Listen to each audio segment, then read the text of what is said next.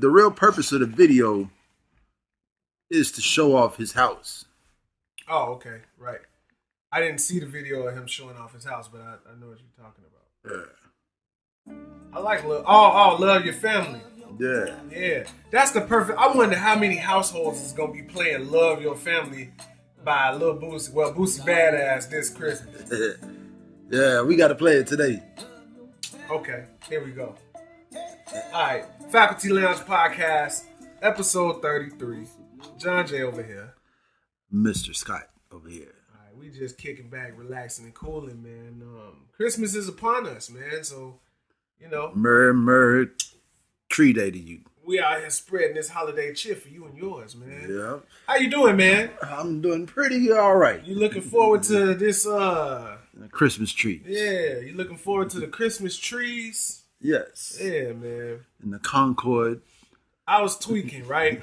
Cause I went in the crib, right? And I'm thinking, it's this big blow up of this mythical white man that slides down the chimney every year, sitting in the corner, right? But there's no pictures of anybody that's actually black that actually did anything to help black people.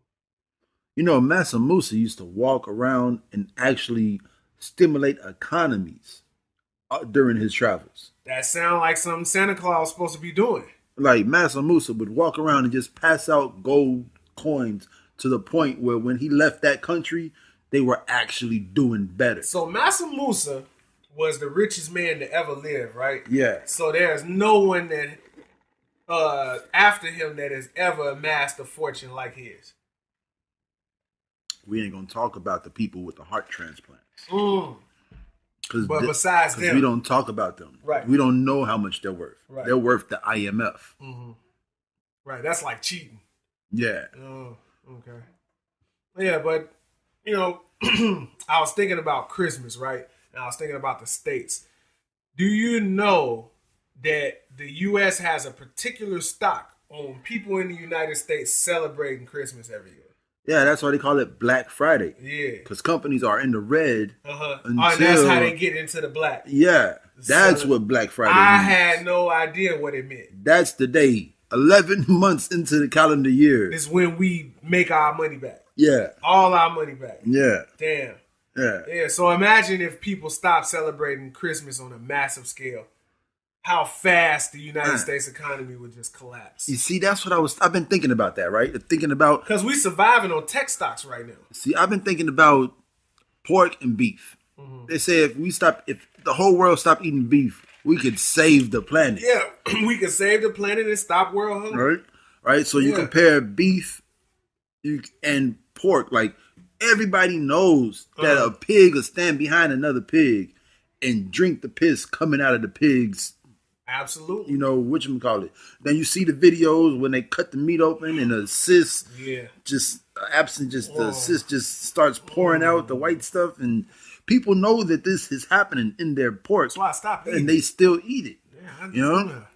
Just how you told me today, your boys on the block was wearing a NFL gloves, they throwing around the football. Gloves. Yeah, had the pig skin and like how hard it is. Gloves and how hard it is to do anything on a widespread level. True. You know, like people can know that this will kill you in 30 minutes and still do this for the next 29 minutes until it's too late to turn back. I think it's human nature to try to destroy yourself. You know, I just think. Now I was watching some more extraterrestrial ass shit, and I don't think that's human nature. Okay. Like, why would we design things to kill ourselves? Like, who else, what other animal designs shit to kill themselves? True. You know, like, we put these things in place in order to make it more dangerous to be here.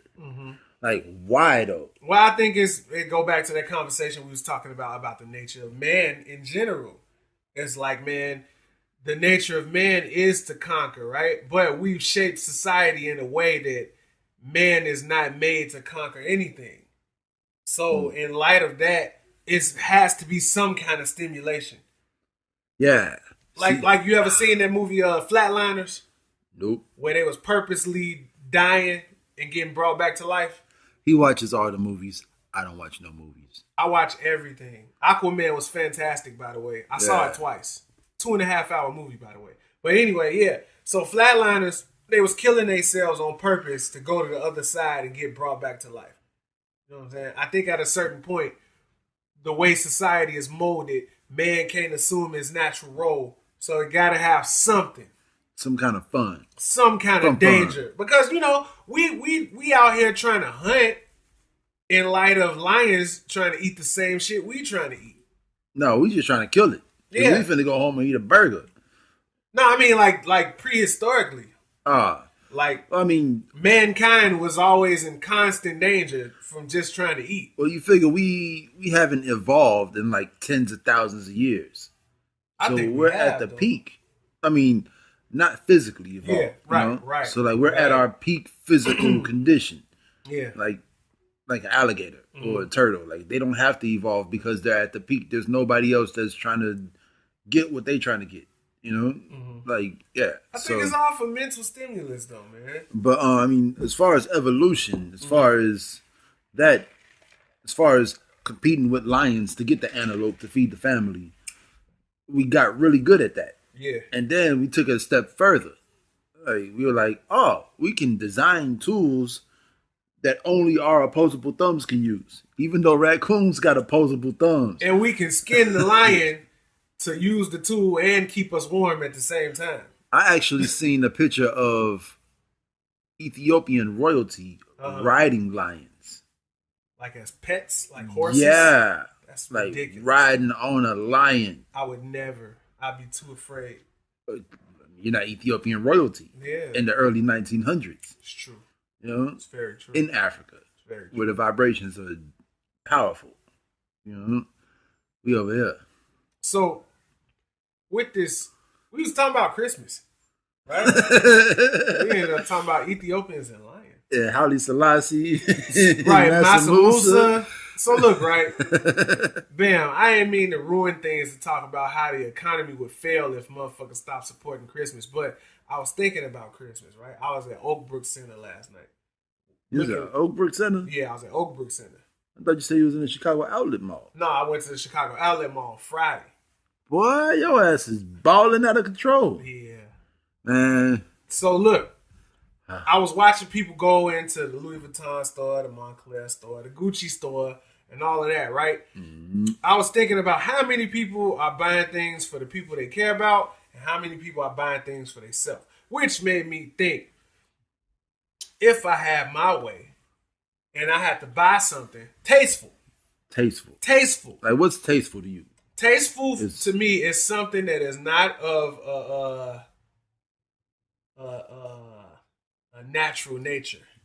Like if I had to buy a product for myself. You know what I'm saying? Like a Christmas gift. Like if I had to buy something that someone else would buy for me. If they had enough money to buy it, what would it be? So what would you choose to get for Christmas if you had your choice and it could be any tasteful object that you could think of?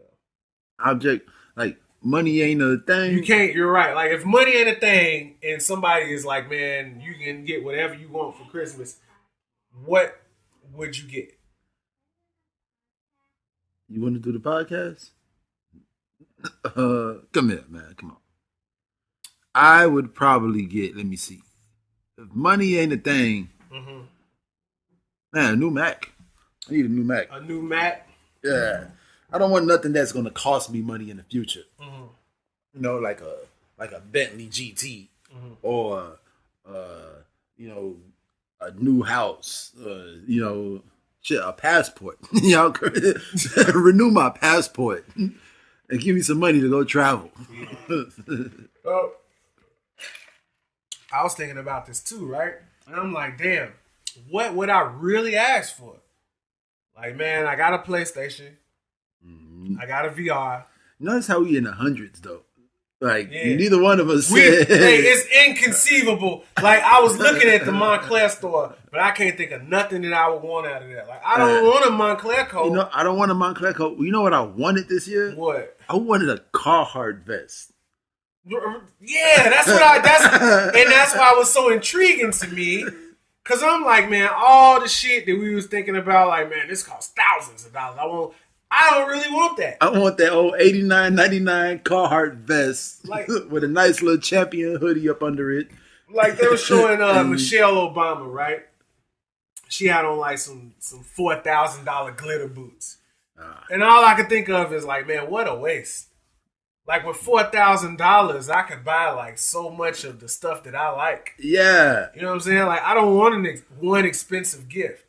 See now, although I must say, I just thought of it. You know what I would want if I could get anything I wanted? I would like a nice pinky ring from David Yurman. You know, as far as the jewelry, I just want a fat ass Chicago Cubs ass gold chain.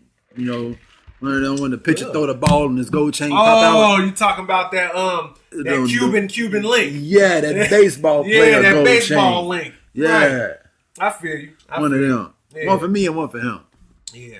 You know, Christmas is a crazy holiday. I think about being a shorty, right? Because it ain't about me no more. Right. It's not about us no more. It's luckily I'm in a group of adults that still buy gifts for each other. Yeah.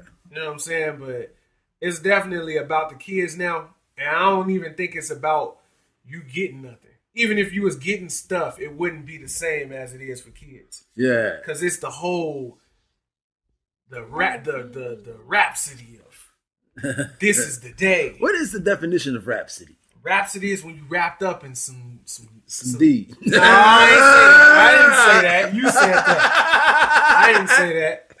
It's like when you wrapped up in the mystical folly of the unknown. You're captivated by the moment. But shorties, they be wrapped up in that, man. And when you grown, it's like, man, shit, pay my car off. You know what I'm saying? Pay my phone bill for the next 6-8 months. I handle these bills so I can use my money to do what I want to do. I'm going to do what I want with my money, but unfortunately... It's what you regard. Because it's none of your business what I want to do. What I want to do is some old nasty, dirty, freaky shit. Right, I'm going to buy hookers and whiskey. So you pay these bills off and let me do what I want to do with my money. And I'm going to East St. Louis for 2 weeks. Now I'm going to pay for some Obamacare.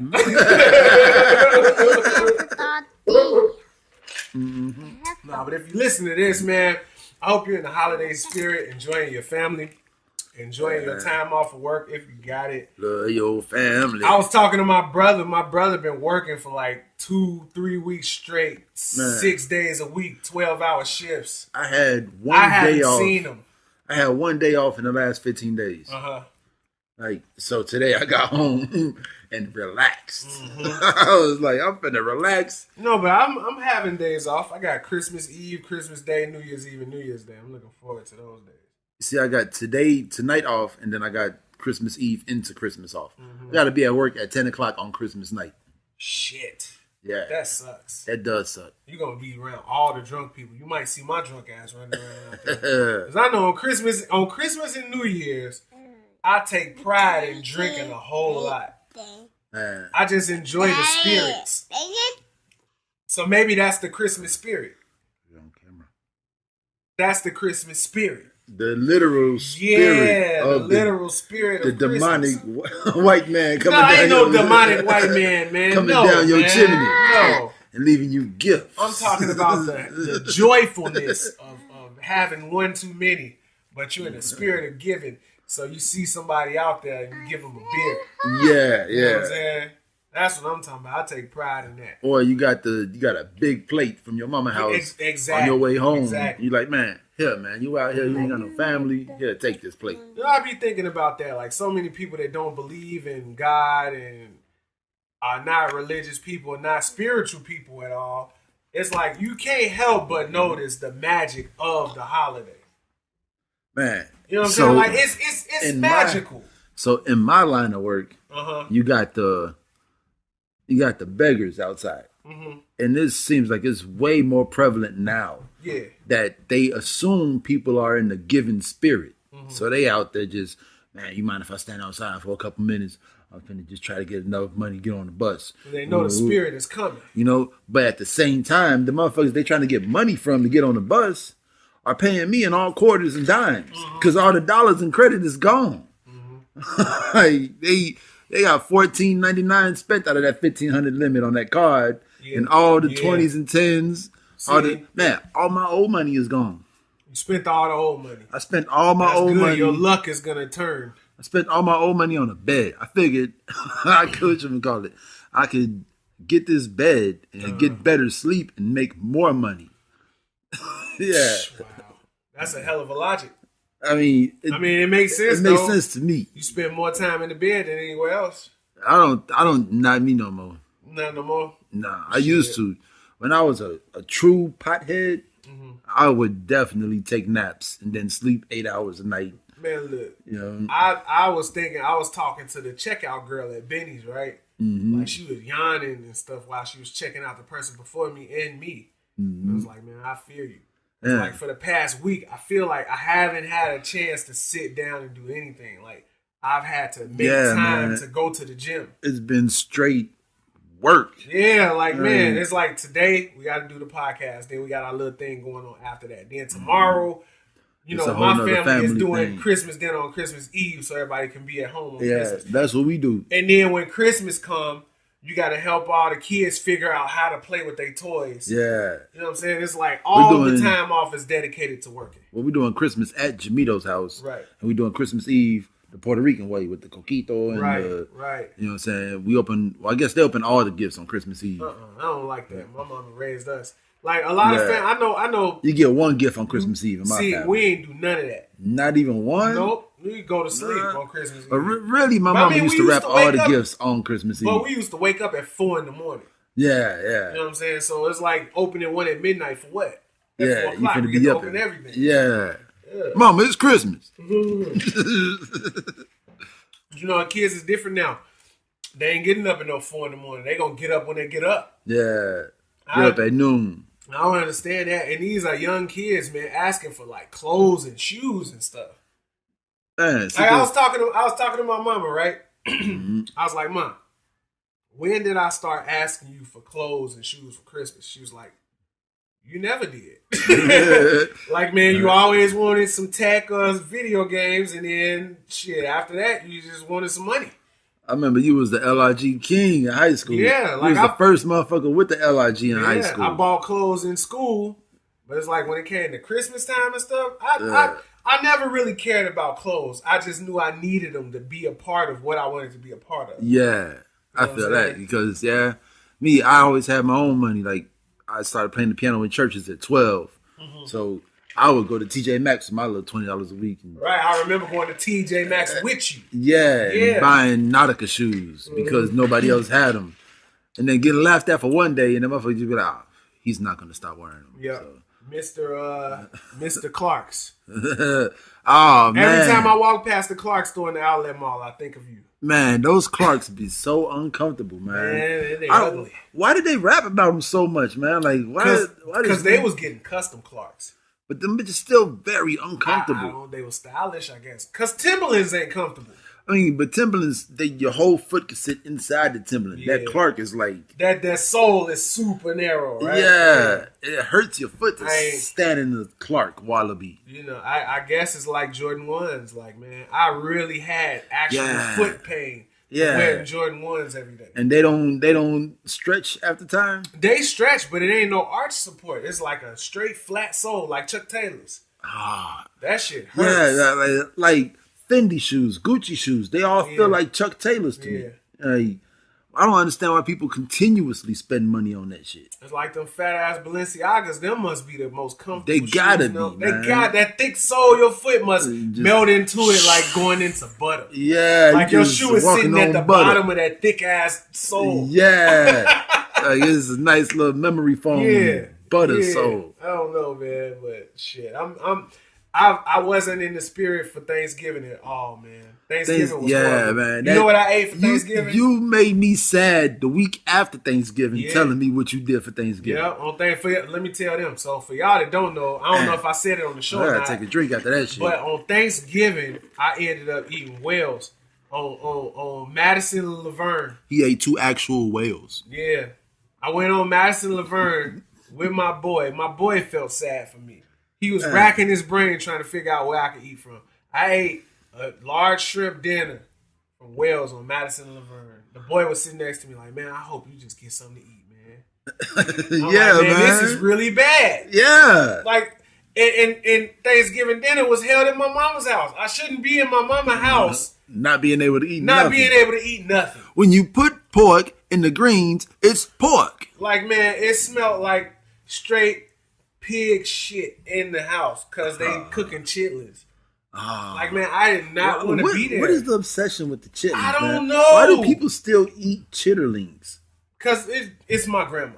My grandma is 95 years old. So she been eating her same stuff for 95 years. It's not going to stop now. 93 years. Whatever the case may be. She been eating what she been eating as long as she been choosing what she wanted. You know what I'm saying? But it's like, man, it smells horrible. Do you think that's ever going to die out? What, chitlins and stuff? Yeah. You think it's 20-year-olds that's out there looking forward to chitlins this year? Nah, once the baby boomers pass, it's going to be over with. Yeah, right? Yeah, because it's like, I don't know nobody to eat chitlins. Not nobody our age to eat them. Yeah. You know what I'm saying? Once I found out what they was and then thought about that smell, it was over with for me. It's literally what it smells like. Yeah, it smells like a pig's anus. Like anything that you have to clean the shit off of before you cook it, I don't want it. Hey, that's a damn lie. Because I clean the shit out of all my shrimps before I eat them. I eat that. That little black vein, I eat that. I eat that. That's literally the shit. I eat that. You got to cut the intestines open and get the shit out of there. It's different for sure. No, it's not. Yes, it is. Sea it's shit. Way different. Sea shit and land shit is all shit. It's not. You just said it. Ain't no shrimp running around the ocean drinking no shrimp piss. That pig is drinking shrimp piss, eating doo-doo. You know what I'm saying? The shrimp eats microscopic parasites. You know what I'm saying? Some bottom feeding. But you know, all that shit got mercury in it. Yeah, but I mean, look. I'm not eating no pork because, man, historically, pork has killed hundreds of thousands of black people. Maybe even millions. That's the main reason why I ain't eating no pork, man. It's just like the reason why I'm not watching the NFL. Absorbing up the pork made them enormous. Shouts out Lupe Fiasco. Shouts out to Lupe. Yeah. On the real, what do you say? The man said life ain't easy. Yeah. When some, that's when shit get greasy. Yeah. Lupe be talking about it. Yeah, he know. It's just like people that are watching the NFL this year. Like everybody I talk to outside of this table has admitted that what the NFL is doing is wrong, but they find some kind of way to justify still watching it and still participating in football on Sundays and Thursdays and Mondays. But have you seen all the Obama era Trump tweets that are literally biting them in the ass now? Like all the shit that he was tweeting about Obama, how relevant it is to our current president. I didn't. Oh man, enlighten me. He got one that says, "Can a president be impeached due to incompetence?" And I seen he's saying this about Obama. Yeah, I seen a comment that said, "Bitch, we trying." Yeah. Like all these tweets from 2014, 2009, they all coming back to bite them in the ass now. And say when the government has a shutdown, it's from lack of leadership from the president. And he finna shut the government down now because they won't let him build the wall. Yeah, when I was walking in Benny's, I heard some lady on the phone. She like, the government shut down. You didn't hear the news? Yeah. I'm like, damn, they already did it? And that's like a norm now. Like a government shutdown is a norm. What kind of president? Spending budget is the norm. What kind of president is this? I don't know. Like we looking at cabinet members stepping down weekly. Yeah. Like he got a fine. He putting ads on fucking Indeed for White House staffers. Man, I could do Secretary of State. What the fuck, man? That's fucked up. Yeah, like man, I think this presidency will go down in history if America continues to be the superpower in the world that it is. I mean, America's making a lot of moves right now. Shit is looking real strange. Yeah. But if America continues to be the superpower that it has been, I think President Trump will be heralded as one of the greatest. You think so? Because like after the smoke clears, because I mean, look at Bush. Yeah, if you look at Bush wasn't that bad. Look at Reagan. Yeah, you know what I'm saying. Like, I mean, he did bad things to the American people, but on a world scale, he set us up for dominance. Yeah, you know what I'm saying. But the reason why I say Trump will be heralded as one of the greatest presidents is because Donald Trump serves as the mirror. Like, this is what we are. This is a man that was born and bred and made wealthy by the American system. Yeah. So when he speaks, this is the ambition of the American dream. People. Right. Yeah. This is the American dream manifest. This is what all of us strive to be. See, I like one tweet I read when he first got in office. What's that? You didn't get the president you wanted. You got the president you deserved. Exactly. You know? Yeah. And I was like, okay, that makes sense. This is the president we deserve. That makes me sad, man, because you look at, like, you know, I think about, like, the Vikings and shit like that, and I think about Hannibal. So in 2008, was Obama the president we deserved? Nah. I think Obama was the underlay for the overplay. Yeah. Like, they wanted Trump in, so they had to put Obama in. You know what I'm saying? Like, you look at... to get the right people happy, and they had to get the right people mad. It's a chess game. Damn. Yeah. Because you look at, you remember when Obama was a senator. Yeah. And he was running against Alan Keyes. Junior state senator. Yeah. Like, we all knew nobody's voting for Alan Keyes. Yeah. There's a self-hating black man that's really whitewashed. Nobody's going to vote for this guy. You know what I'm saying? We all knew. Nobody's going to vote for Mitt Romney. It's funny how white people don't like black people that are too whitewashed. Like, no. Go sit down. You're not, no. Yeah, like not acceptable. They look forward to us speaking with bass in our voice. They look forward to us having beers. They look forward to being afraid when we walk in the room. Yeah. Like, you know what I'm saying? There ain't no white woman checking for the white dude with the, you know, with the Oxford shirt tucked in with the loafers with no socks on. Hey, man, no socks is very optional, man. Hey, look. You're Dominican. When it come to boat shoes, you are Dominican. Boat shoes with no socks. I'll let you have that. But you know, them slides, them Oxfords with no socks, definitely. You know what I'm saying?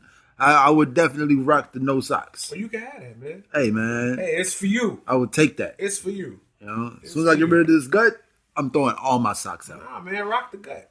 Nah, man, I can't do the gut with no socks on. Nah, it's too much. That's too Islander. So they dropped Eric Reed 6 times in 11 games. Random drops. Random drug testing.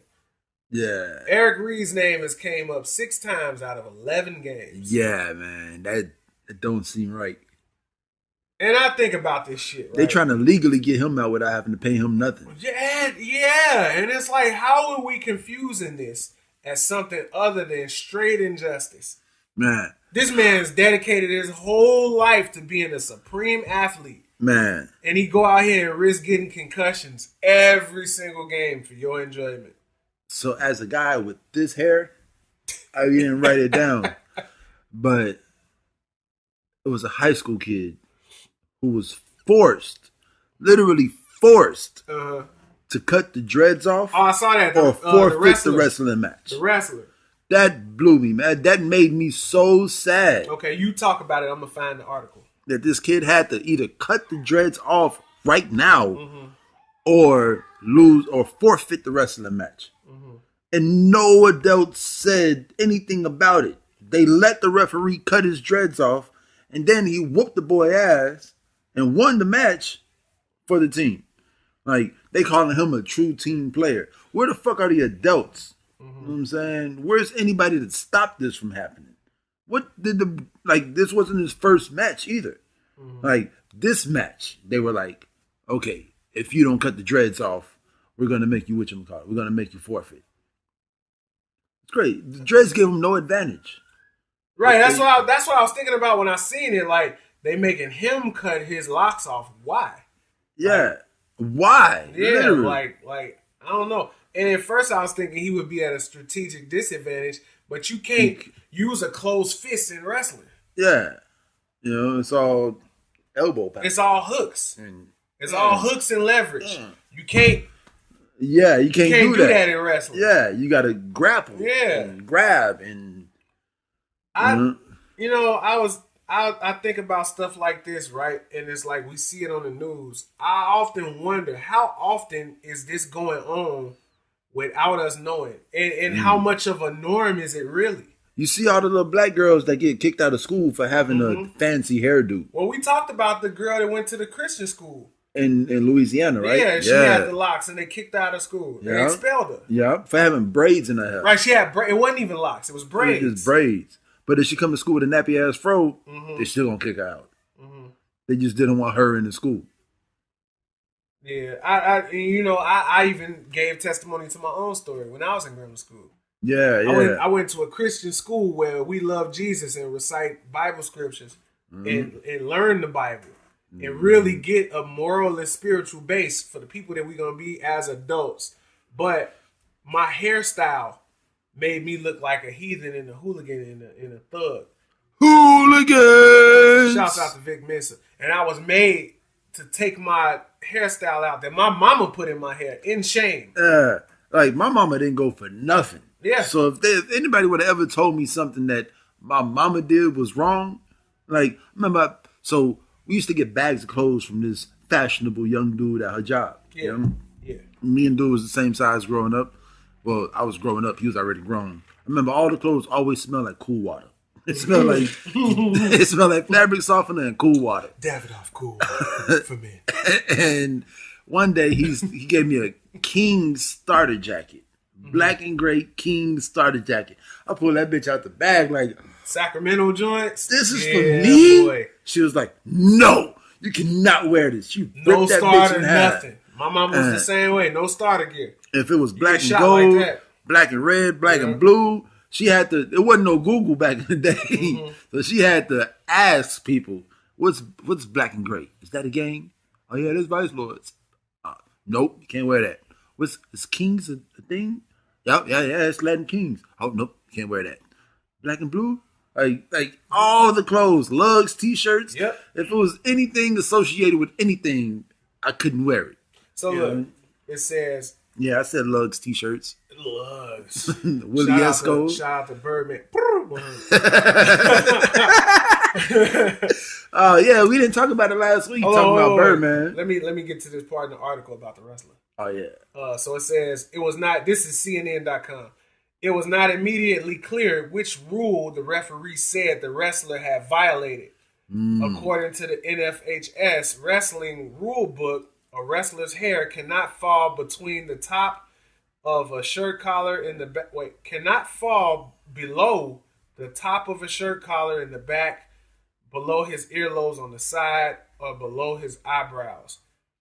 If it is longer than the rule allows, the wrestler has to braid his hair or hide it beneath a hair cover attached to his ear guards. See, that's what I was wondering. Like, if his hair was an impediment, they would put like a stocking cap issue on or something that he could tuck the locks into. Yeah. But for some reason, him cut it. Yeah. Now, literally sitting there, you can see he wanted to cry, like as they're cutting his hair. You know? So because this is definitely a decision, and this happened in New Jersey. So the New Jersey governor Phil Murphy said he was deeply disturbed that the student was forced to choose between keeping his dread. And can we please stop saying dreadlocks? If you ask any Rastafarian or any Jamaican, dreadlock is a derogatory term. It's locks. We all know what the word dread means. Yeah. There is no positive connotation with the word dread. Yeah. Let's call them locks. Let's call them God locks. God locks. Instead of dreadlocks, let's call them God locks. It's definitely a journey you got to take. Okay. So if you decide to take the journey, it's a journey. Yeah. So when we see the governor, and people don't, I mean, young kids out here do it for no reason, but I'm in my 30s. Yeah, you know why you grow locks. You grow locks as a journey. It's like prostration. Yeah. So when the New Jersey governor is calling it dreadlocks, man, I think we need some real clarification about exactly what this is. Yeah. It shouldn't be a state official calling locks dreadlocks. Why not? That's the official name. But I'm saying you got to be politically correct when you're a politician. But I'm saying it's wrong to call them dreadlocks. No, it's not.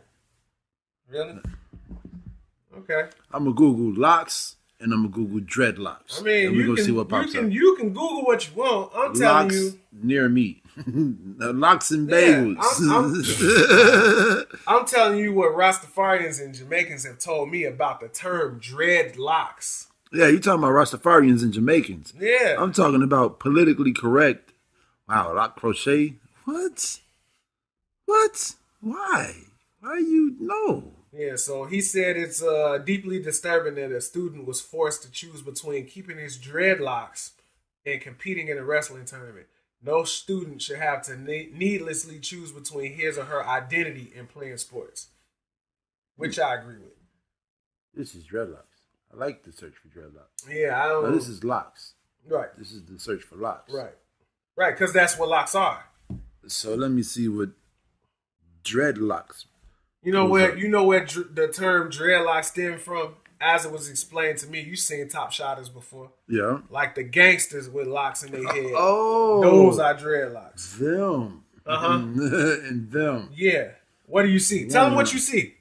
Tell them what you see when you search dreadlocks. Tell them. So when I searched locks, I saw a plethora of beautiful black women with their hair locked. Beautiful melanated women. Yeah. When I search dreadlocks, the first two are white women, and the third one is a black man. And then you go down further, there's like 3 black women, and then so dreadlock is a synonym for badman. Yeah. That's why I got a problem with the governor of New Jersey using the terminology dreadlock. Like there should be some kind of clarification. But nevertheless, I know there was no malice intent, but let's get some understanding. Yeah. You know what I'm saying? So, yeah, but I think it's gonna be some kind of compensation when you got the governor coming out and speaking on it, and he's wrestling. He's an athlete. He's gonna get some money. Yeah, he's gonna get some money. No way. Yeah, he definitely. If the governor's speaking up about it, he's gonna get some kind of compensation. Is this real? No. Oh, because he can't have his hair back, so they got to give him something. Yeah, I feel like that's not. Hold on, man. Hey, y'all, leave me a comment. Does Justin Bieber have dreadlocks right now? No, he doesn't. He does not. Look, this is another picture right here. Okay. I don't believe so, but maybe I'm wrong. So, oh, you know what? Are we done with the wrestler and the locks conversation? Yeah. I wanted to talk about another person with locks. It's gonna go back to Jacquees. No, I wasn't going back to Jacquees. I was going to J. Cole. Congratulations to J. Cole on KOD going platinum. No features. One of the best projects this year. So now, what was the big thing about Russ going platinum?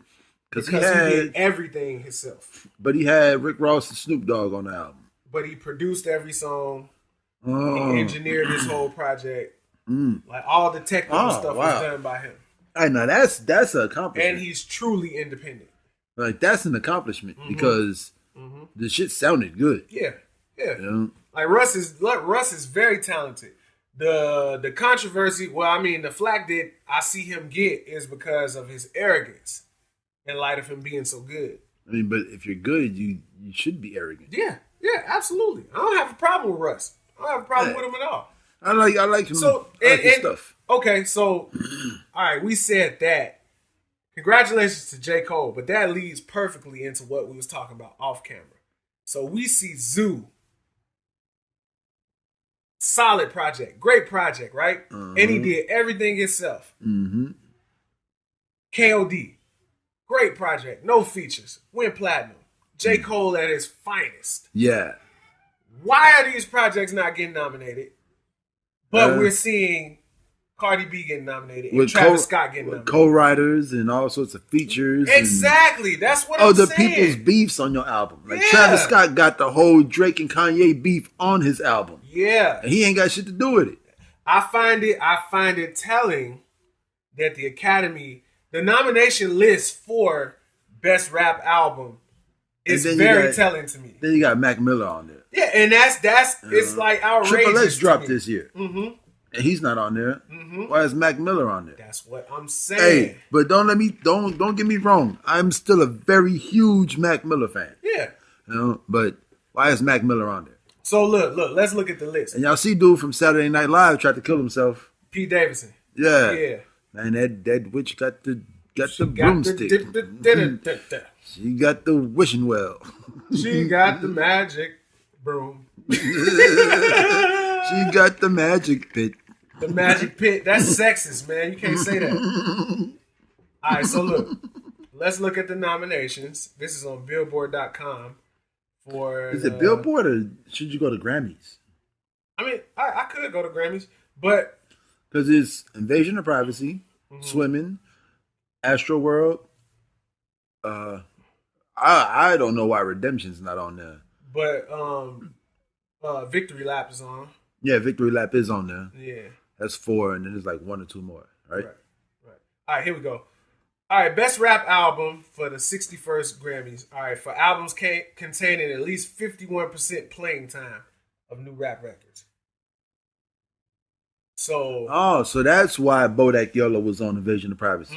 Because it wasn't a new record, but it's 51%. Right. If Bodak Yellow was not on Invasion of Privacy, she wouldn't have went platinum. I Like It Like That went hard.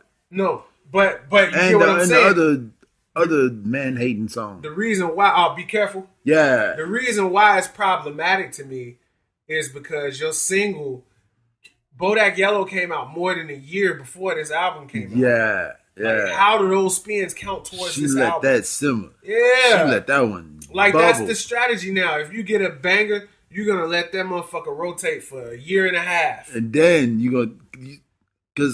So you're not relevant enough to put out an album until you get that banger that's going to bubble. Right. And I respect that. But them streams shouldn't go into your album. Yeah. So we got your Cardi album B. stream should start the day your album drops. Exactly. That's I feel you on that one. So we got Cardi B, Invasion of Privacy, Mac Miller, Swimming, Nipsey Hussle, Victory Lap, Pusha T, Overrated. Daytona, and Travis Scott, Astro World. And I would say, me personally, out of all of those, is definitely Astro World. You know, but I mean, I say Daytona won the battle. Like, not only did Drake not say nothing else after Story of Adidon, but then Daytona got nominated, and Scorpion didn't. So here's my thing, right? I was listening to Remy Ma talk about this on Everyday Struggle, right? Not Everyday Struggle, but State of the Culture. State of the Culture, yeah. And she was like, the reason why the Grammys are so important is because even when you die, after you dead, your title is still Grammy Award nominated or Grammy Award winner. I mean, shouts out to GLC, but he wouldn't be selling all them ism cakes if he wasn't Grammy nominated. If he wasn't Grammy nominated rapper. No, Grammy Award winner. Grammy Award winner. Yeah, for Drive Slow. Him and really though. They both got Grammys. Yeah. These are real Grammy winners. So this is the history book. Yeah. And the reason why I'm so outraged is because we look at these albums that's nominated outside of Victory Lap and Daytona and Astro World, like those 3 albums, okay, I can understand it. But Mac Miller and Cardi. See, you just hating on Cardi because Cardi did something for the females. What did that got to do with it? That's sexist, man. No, it's not sexist, yes, man. Is. In this whole equality movement, like, they're still fighting to be equal. Bruh. So just because it's a female, she should get nominated? Just because he's a dead rapper, he should get nominated? That's what I'm saying. Like, these are inconsistencies. What are we nominating people based on? Look, you look at this list. I'm going to say... Hold on, look at the list, right? I'm going to say Daytona got nominated because he's a record company executive. I'm going to say Victory Lap got nominated because of his pool. Victory Lap is fucking overrated. That's my feeling. As far as albums go this year, like in that category, in the Victory Lap category, Redemption wins. Now look, I'll give you that. And the Nipsey Hussle versus J-Rock on that not so well known artist still trying to break that. Trying to break through the ceiling. Yeah. So look, I'll give you that. But can you sit here and honestly say that Cardi B had one of the 5 best rap albums this year. I forgot that her shit dropped this year, literally, because there's been so much other music. But as far as best, the five of the best. As far as 5 best, I won't say best, but I'll say it did more. She made an impact. Yeah, but it wasn't more one impactful. But it wasn't one of the best. So when we look at the record books, let's say Cardi B wins best rap album of 2018. She might. When we look in the record books, are you accepting of that? Given all the great music that we got in 2018. I'm not accepting of any of these people winning. And that's what I'm saying. That's telling to me. Like, why are these the ones and why are we ignoring the real ones? Politics. This is all politics. So Cardi B, we can see the politics in that because she's a woman. So you can't see the politics in the Nipsey Hussle? Not really. What politics do Nipsey have to bring to the table? Sean John was on the album. He got Lil' Kim was the model chick in one of the videos. Like, he's got the whole bad boy machine behind him for this album. People was really pushing for this. Pusha T is the actual J-Rock is on TDE. President. J-Rock is on TDE. Yeah. Kendrick Lamar is on TDE. TDE is Kendrick Lamar's label. You know what I'm saying? Right. Like, everybody else on TDE besides SZA doesn't So I would matter. argue J-Rock has way more weight than Nipsey Hussle as far as nominations go. No, you can't. Don't get me wrong. Top Dog, please don't beat me up. But Top Dog ain't got nothing on P. Diddy. Are you going to argue that? Look, I'm not going to argue that. Yeah. What I will say is Nipsey put in all the work he needed to. His album was highly anticipated, and it delivered for what Nipsey Hussle does and who Nipsey Hussle is. Like, on all fronts of who Nipsey is, well respected for his work ethic, for his work on his craft, and for the quality of his projects. Victory Lap delivered. Just like Daytona. Daytona is because Daytona is actually one of Pusha's best albums. Exactly. Yeah. That's all I'm saying. But we're not comparing Pusha to Pusha. We're comparing all the albums that came out in 2018. And that's all I'm trying to get across. Like, and when before we do go that any further, let me just let y'all know that the number 0 comes before the number 1. Oh shit. So who gets the number 0 album of the year? Black Thought. Obviously Lupe Fiasco. Oh. Okay. Yeah. All right. So y'all can fight over number 1. Lupe Fiasco is number 0. Yeah. So yeah, I think about albums like I think about Royce's album. I still haven't listened to it, man. I think about Pablo's up there. Nah. When I think about Mac with Swimming and Cardi with Invasion of Privacy. I mean, Swimming. I was definitely listening to Swimming. Right, I'm not saying a week before he took his own life. Right, and it's not me saying that these albums are bad, but we talking about only 5. It's only 5 of these. Yeah, and Astro World wasn't really that good. Astro World was innovative. Yeah, it was. It sounded like something that we never heard before. Yeah, and that's why we nominated Astro World, and I can go for that. I can go for that. As far as the 7-song albums, man, I don't think any of the 7-song ones should have been nominated. I even took Black Thought off the list. I was gonna say, is out of all of the 7-song albums, the 1 8-song album was the best. Like, and even though he's like, the only connection he got is his feature on Wolves. Hold on, son. Give me like. That's my ball. Yeah, it is your ball. Give me like 15 more minutes. Okay? The only connection they got is his feature on Wolves and the fact that they're from Chicago and that it was gonna be like is he good music? Is he Rockefeller? Is he good music? Is he Rockefeller? That's the only connection they got. But Hooligans goes harder than all of those 7-song albums, and it's an 8-song album. I still don't feel like anything under 12 songs is an album. Yeah, what? I think if you give me 12 is the acceptable number. Yeah, right? Like, it shouldn't be no less than 12, no more than 15. I mean, because 17 is pushing it. I'm down for the 19 if you got a couple skits on it. Yeah. You know, but the skits got to be like funny skits. I was having this conversation like some Chronic. I was having a conversation. Doggy style type shit. Exactly. You know? I was talking to a coworker, right? She just says that Drake's album is trash because it was 25 songs. No. I mean, out of those 25 songs, though, you got like a good 8 or 9, like...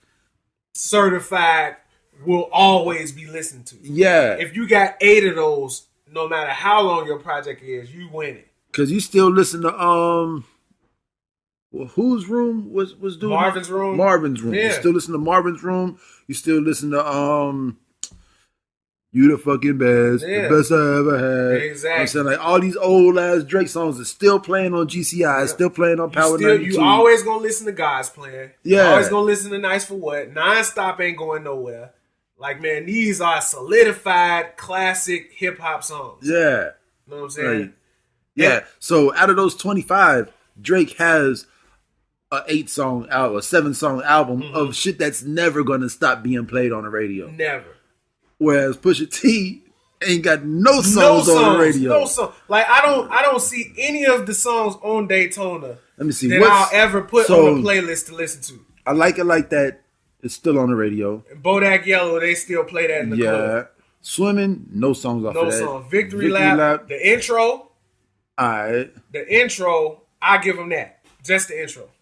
Daytona, no songs on the radio. Yep. Astro World, he got about 4. Yeah. So going off of that, it's between Invasion of Privacy and Astro World. But I say Invasion of Privacy still wins out because of the whole divorce and being constantly so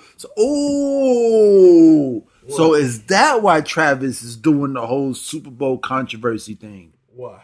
Because Invasion of Privacy is looking like the winner based on the divorce. I could see them giving it to her for that. See, but then it's like, I don't think Cardi B should be given anything. Because Cardi B has worked hard enough to earn everything. But I mean, they're going to give them the Grammy. Whoever gets this Grammy is going to be giving it. Yeah. Yeah, I feel that. I mean, you got the J. Cole's, you got the JIDs, you got the Lupe's. It's very hard for me when you got all of the best hip-hop artists dropping some of their best hip-hop work. For me to go back into the record books of 2018 and see Cardi B Invasion of Privacy as the best of 2018's rap offerings. All right. That's going to bother me. That's going to bother me, So man. it's like 2018 starter kit. Who's the president? What are people wearing? You know what I'm saying? No, those are the things that matter. Yeah. Like in 2018, Cardi B's album matches our president.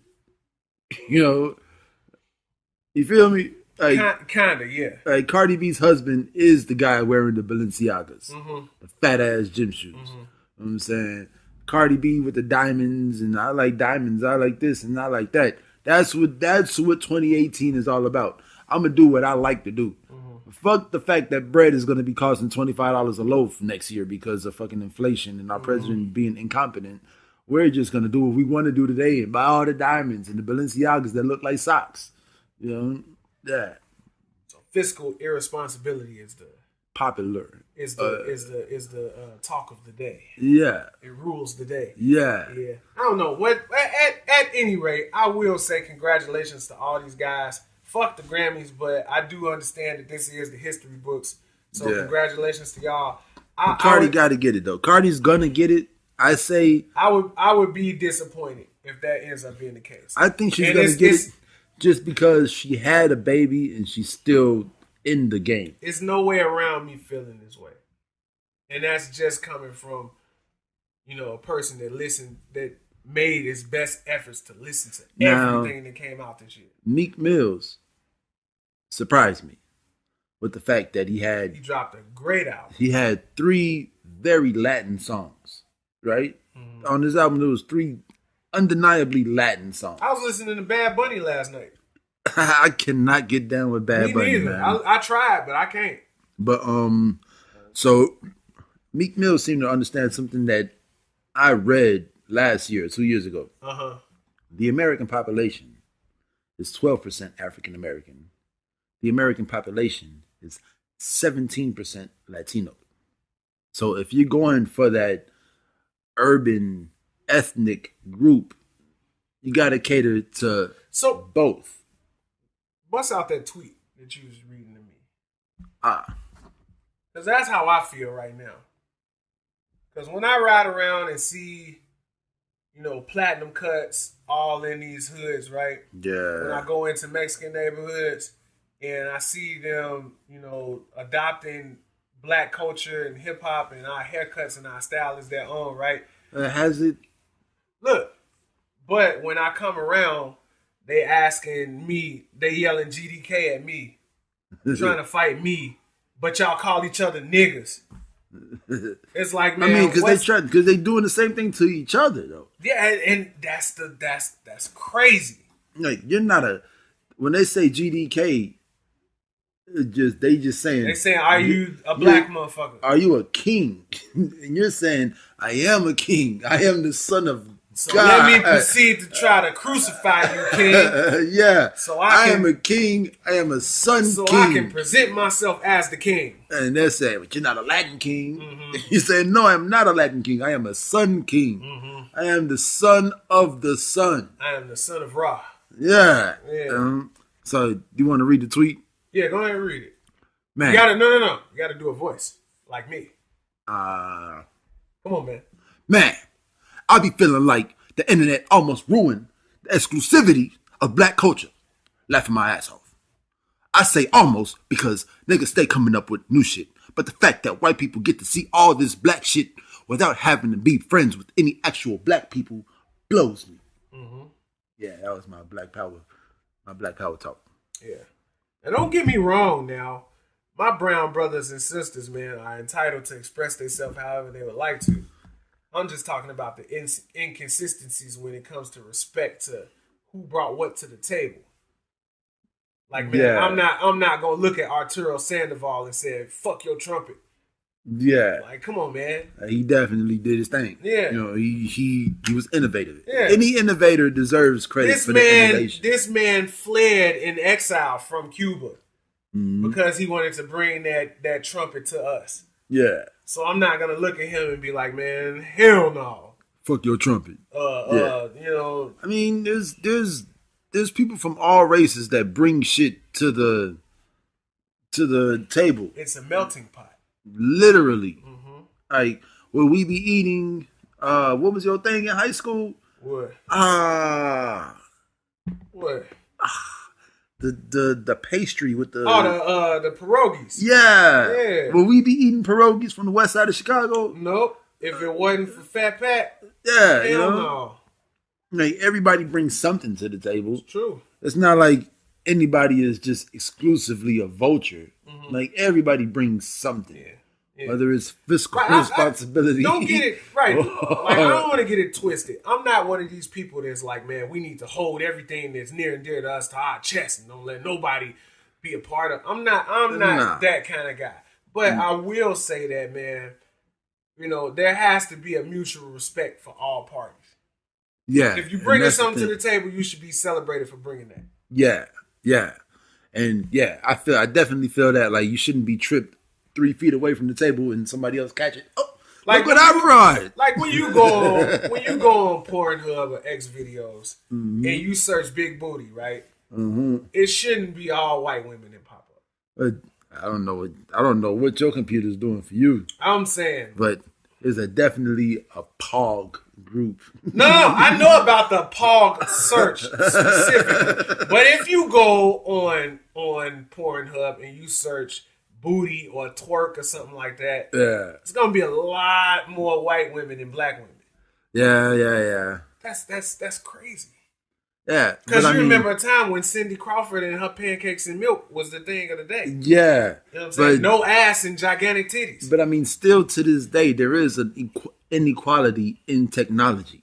True. So the motherfuckers I didn't think about that. Yeah, the motherfuckers that's posting the videos are the motherfuckers with the technology. Right. Yeah. Okay. Although if you search the right search, you use the right keywords, you're gonna get the maximum. You're gonna get the maximum thickness for free. Right, so LeBron made me proud, man. Like his barbershop show. Can LeBron do wrong? No. No, LeBron cannot do wrong. I mean, you got to think, man. Motherfuckers herald Michael Jordan as one of the greatest athletes of all time. Dude is worth 1.7 right now. LeBron James is approaching Muhammad Ali levels of empathy and Like, I didn't even think about Muhammad Ali. Yeah. Wow. Like, this is what we're seeing. We're seeing our generation's Muhammad That's Ali. a fucking great comparison, man. That is the greatest. High five, man. Wakatao. This is the first time you gave me one. That's the second time. Second time. Yeah. I appreciate it. Man, Yeah. I never put those two together. That's a great fucking correlation, man. Yeah. So it's only like two other motherfuckers.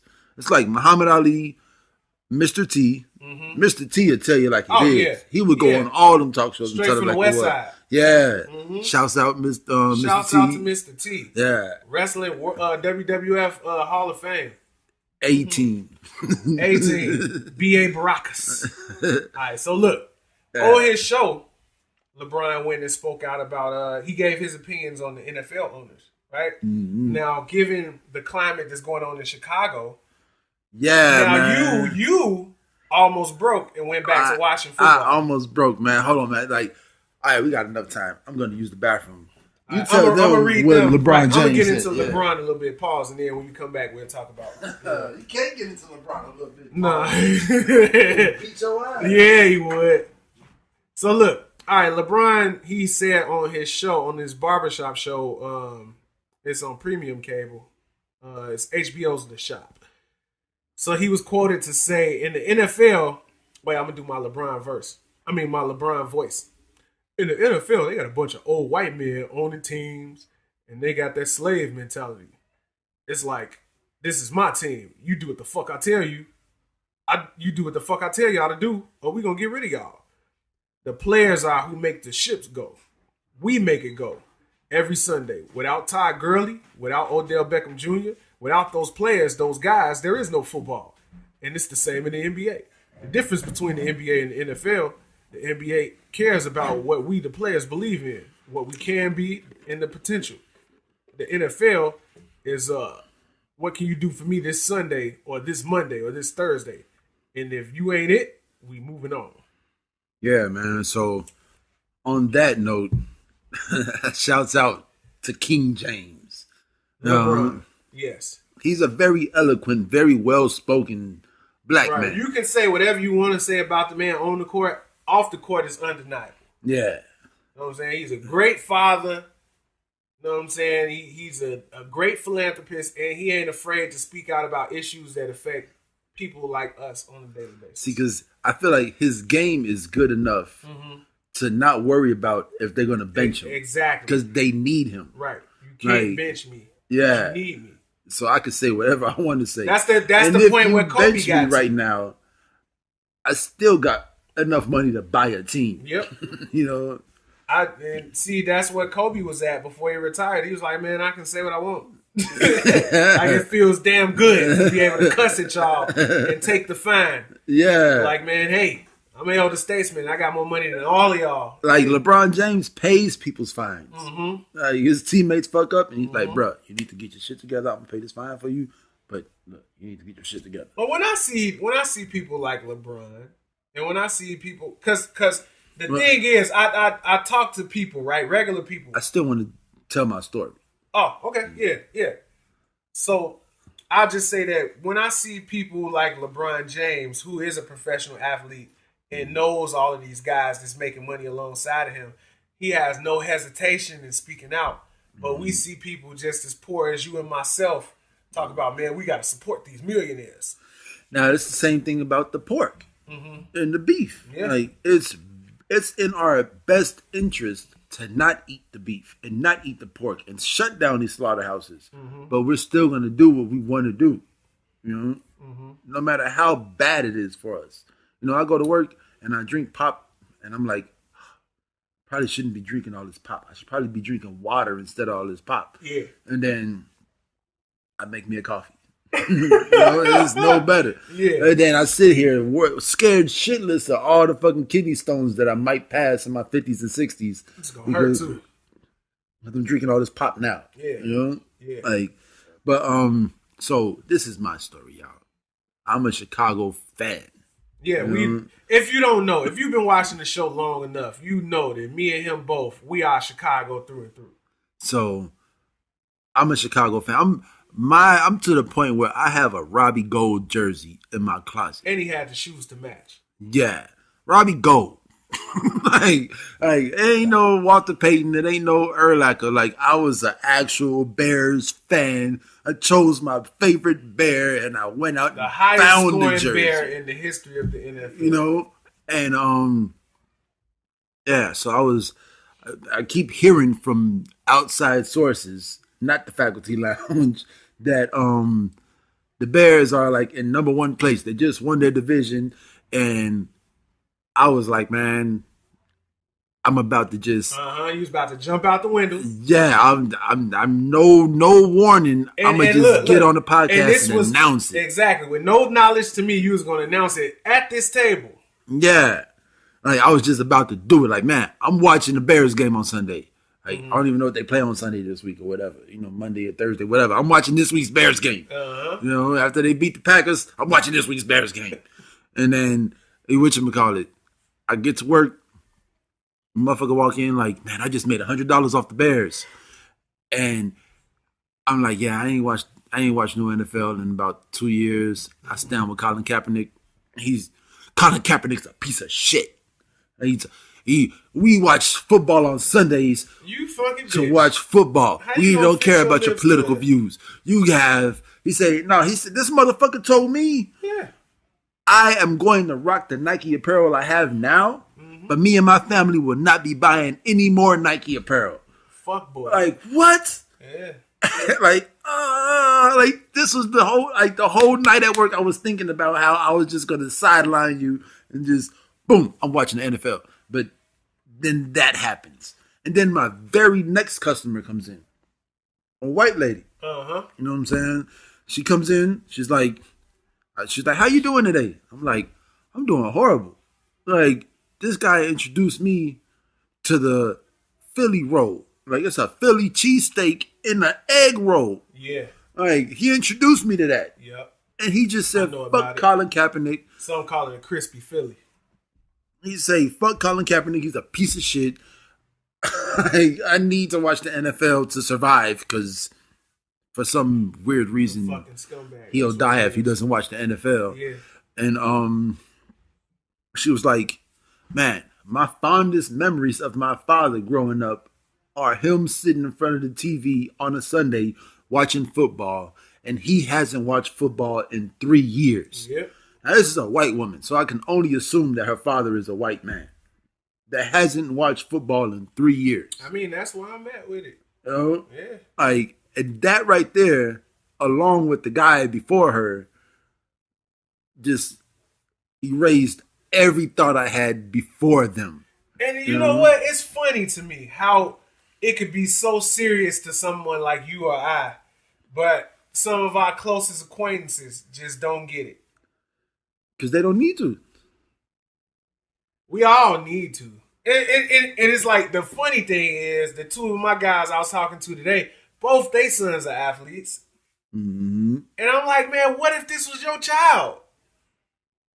What if this was your millions? Yeah. Like, literally, what if this was, oh, daddy, I was going to buy you a Bentley, but they told me I couldn't kneel and they fired me. Yeah. Like, literally. What you going to do then? You'll be riding that Hyundai Aveo. Or man, no, that Chevy Aveo. Shit, you're going to be riding that, what's that Dodge? That Dodge Avenger. That Dodge Dart. Man.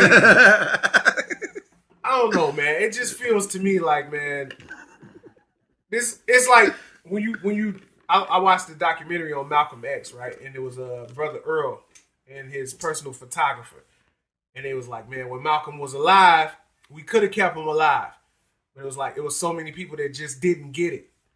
Mm-hmm. And once Malcolm died, they understood what we lost and what was really at stake. Yeah. I feel like people just don't understand when it's something so serious that, man, you got to bite the bullet and suffer.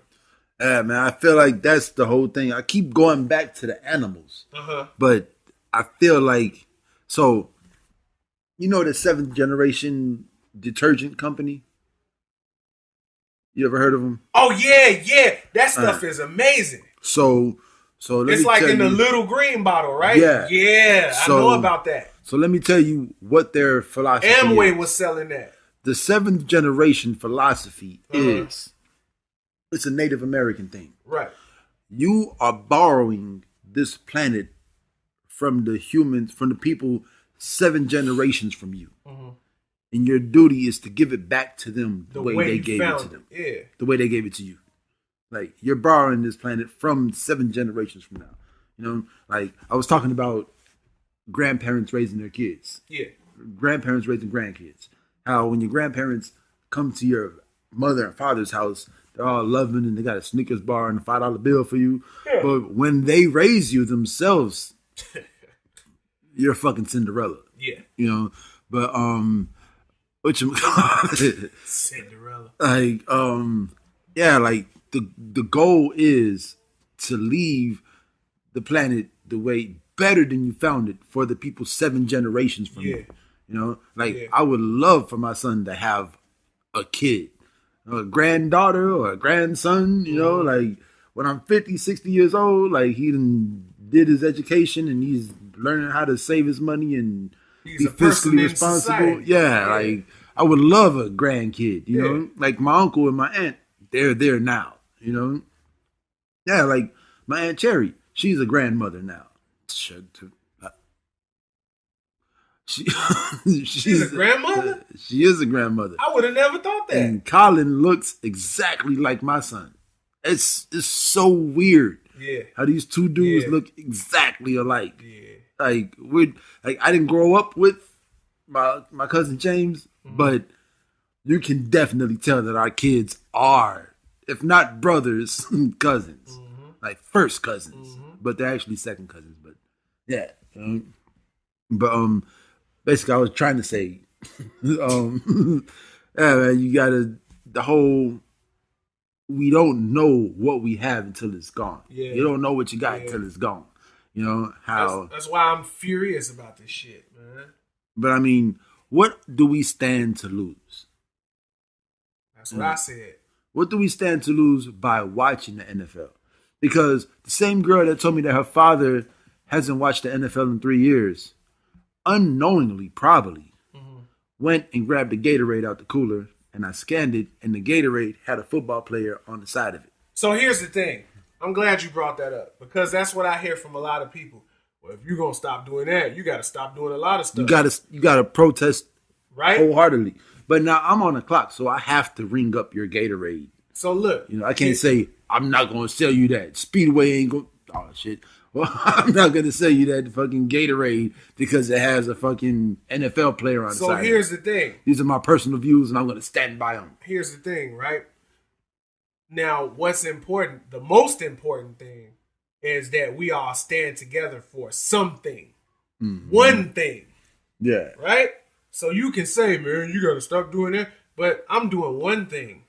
You're doing no thing. Yeah. You know what I'm saying? So you telling me what I need to do while you do nothing. Yeah. What benefit is there in you telling me what to do and you not willing to stand up and help me do anything? Yeah, man. I see now. I feel like that. Now, my favorite word right now is recidivism. Recidivism. Yeah. Yeah. It's your favorite word, though. Yeah.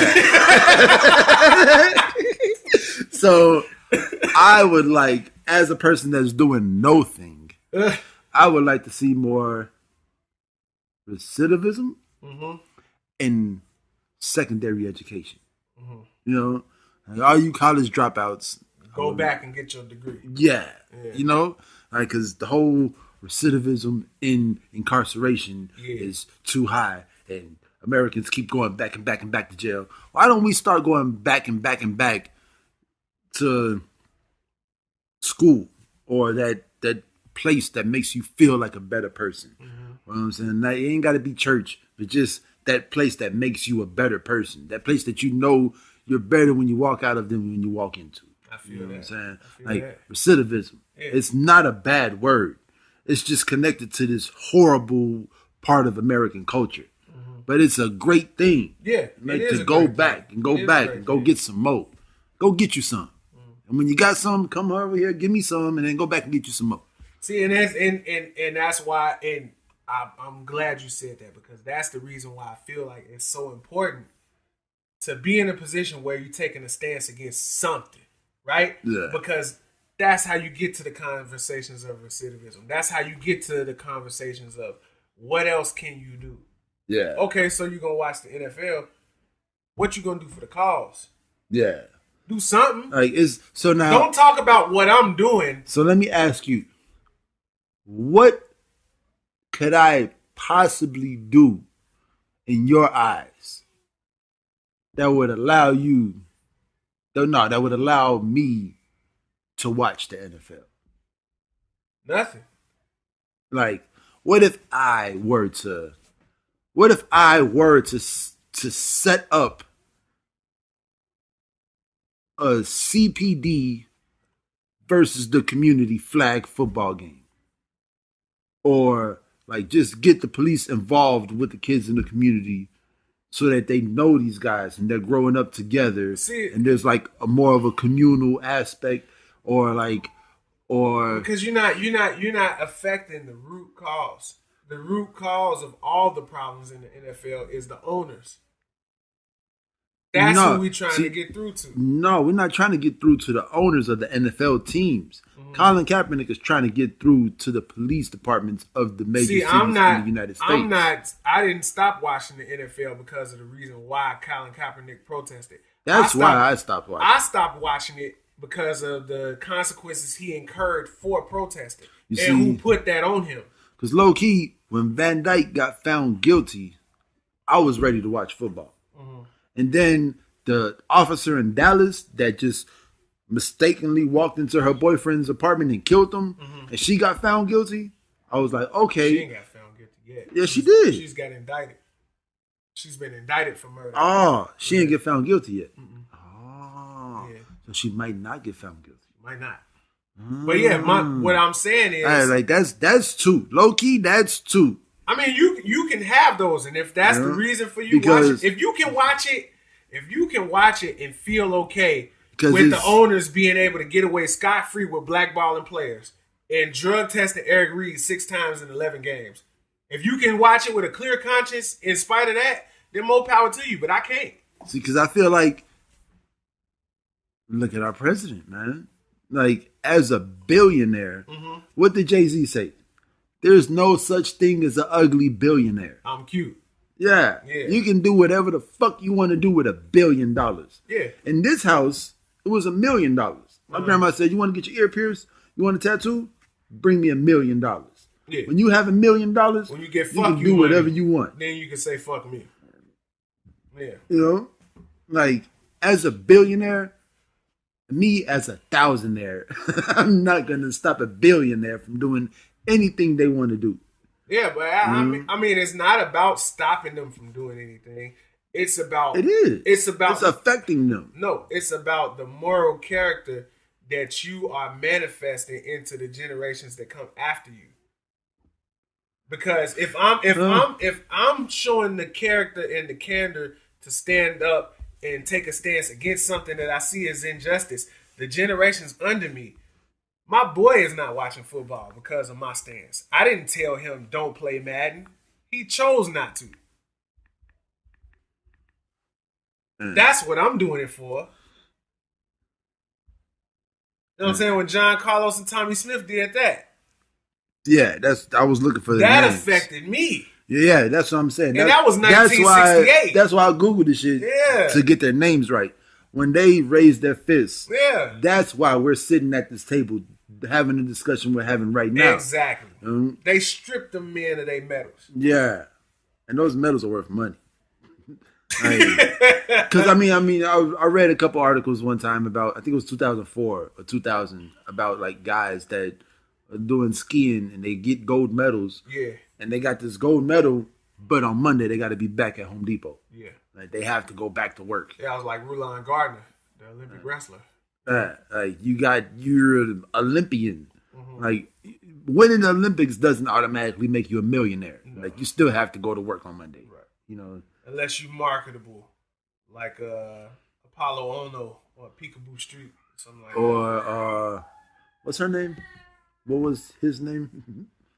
Bruce Jenner. Bruce Jenner. Yeah. I'm a winner, like Bruce Jenner. Yeah. You know. Who was that? That was I forget who Craig said Mack. that. That was Craig Mack. Craig Mack on the original Flavor in Your Ear. Rest in peace. That was on the original Flavor in Your Ear, not the remix that we all know and love so well. You know, but I'll close it by saying I respect everybody's opinion and I respect what everybody tries to do. But I will make my stance and my intentions fully known when it's in the room. When I'm confronted with it, I must say something. Yeah. I've never held my tongue. Yeah. As far as the NFL goes, I got people that come in every week, every night at my job, and they're like, "Man, you watching the game on Sunday? Ha ha ha! Oh man, the Bears are doing so good. We got and that's the thing. Got blank, blank, it's not a joke. It's not a joke. I was like, man, you're Why in Chicago. Why are we playing with it? because they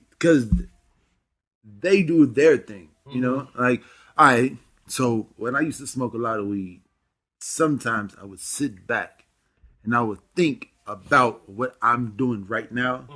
Like, man, I'm sitting on this bed, my back against the wall, thinking about what everybody's doing. But as I'm sitting here, I know there's a bus driver riding and picking people up, dropping people off. There's a grocery clerk ringing up that liver. There's a fucking chicken liver. There's a teacher doing arithmetic in a kindergarten classroom. There's the whole world is going. You know, like that always blew my mind. Like there's people who've never seen a football who are like not affected by this at all. Right. True. You know, and we're sitting here, we're not gonna watch football because the cops are killing black people at an alarming rate. You know, what was it 5 out of 10 people killed by the police are black, whereas 1 out of 10 people in America are black. So it's like it's the per capita disproportionate amount of black people getting killed by the police. Yeah, and that's why I stopped watching football. Yeah, but now that I see white cops getting persecuted for killing young black people, it's like, okay, it's changing a little bit. Well, I mean, like that with the fact that the Bears have a winning record for the first time in 8 years. I know this stat because the news keeps telling me. And everywhere I look, they tell me this. I'm going to just say this. The next time a black athlete comes to the forefront with a problem that affects us and we get the same result as we got from Cap, then what? Yeah, I mean, right now you just got LeBron. He just came out and spoke up on Cap. I'm talking about in this organization, in the NFL. You know what I'm saying? Like we have not fixed the problem, but you know, it's Christmas though. Yeah, man. Happy holidays. Happy holidays. We got 3 minutes, man. So you got 3 minutes left. Yeah. So, give me a ho ho ho. Ho ho ho ho ho ho ho. ho. Yeah, there you go. All right, so we about to get out of here, man. We're going to eat some good food. Great We're about food. To drink some good beverages. Yes. We're going to enjoy the company of family. Yeah. I hope y'all doing the same, man. We hampered it down with politics, but as always, we talk about what you need to know. So give them something to go out with. Love your family. Falling off. Collard greens and chicken. Collard greens and chicken. Fried chicken. Give me a leg. Sweet potato pie steps on. What time is it? Oh, grandma did a time to get back to the studio. Granny put a feed in. I'm checking a couple of these pies home.